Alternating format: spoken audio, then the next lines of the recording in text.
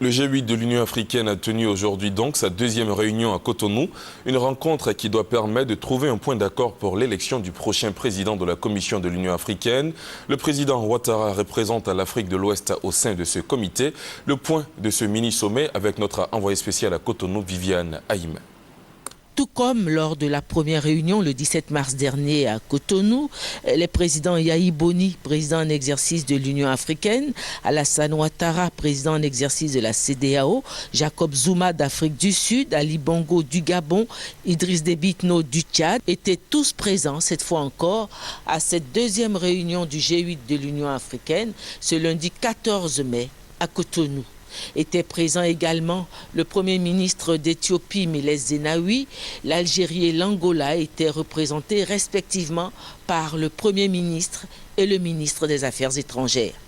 Après le non-accord enregistré à l'issue de la première réunion le 17 mars dernier, le G8 de l'Union africaine avait recommandé la poursuite des consultations au niveau des chefs d'État, notamment entre les présidents Jacob Zuma et Ali Bongo, dont les candidats, la Sud-Africaine Nkosana Zuma et le Gabonais Jean Ping, n'ont pu être départagés à l'issue de l'élection pour le poste de président de la Commission de l'Union africaine le 30 janvier dernier à Addis Abeba, faute de transparence des textes, et qui vont s'affronter à nouveau pour ce poste lors du prochain sommet de l'organisation panafricaine à Lilongwe au Malawi au mois de juillet prochain. Les présidents gabonais et sud-africains ont-ils réussi à se mettre d'accord sur le choix d'un nom, s'interrogeaient les observateurs avant l'ouverture de la rencontre. La réunion s'est donc ouverte cette fois encore par une adresse du président en exercice de l'organisation, le président Yahi Boni, à ses pairs,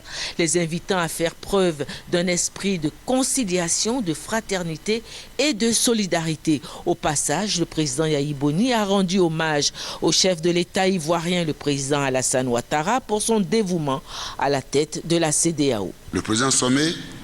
se tient à un moment où nos frères, vous le savez bien, mes chers collègues,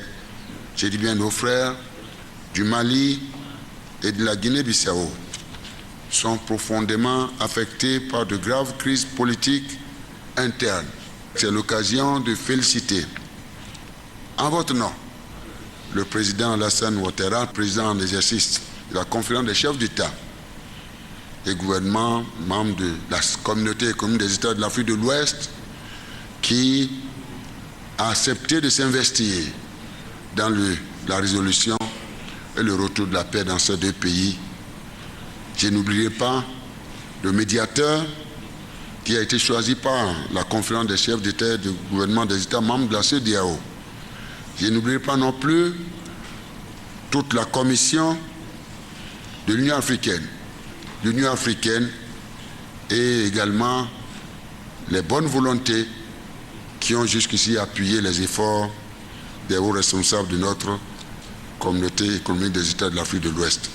Après l'allocution d'ouverture, la concertation à huis clos entre chefs d'État, à la différence de la première réunion, n'aura duré cette fois-ci que 3 heures. La rencontre s'est achevée cette fois encore sans résultat, comme l'a attesté le ministre des Affaires étrangères béninois, Arifari Bakou. Le président Ali Bongo Ondimba et le président Jacob Zuma avaient été mandatés pour des consultations dont ils devraient rendre compte aujourd'hui à la RU. Le comité donc a pris note de ces comptes rendus et a décidé de poursuivre les consultations et d'organiser une dernière rencontre à la veille du sommet des chefs d'État et de gouvernement de l'Union africaine à Lilongwe, une autre rencontre pour faire le point et adopter son rapport final à présenter à la conférence des chefs d'État et de gouvernement. Ainsi, à 2 mois du prochain sommet de l'Union africaine au Malawi, l'organisation panafricaine s'enlise dans l'impasse.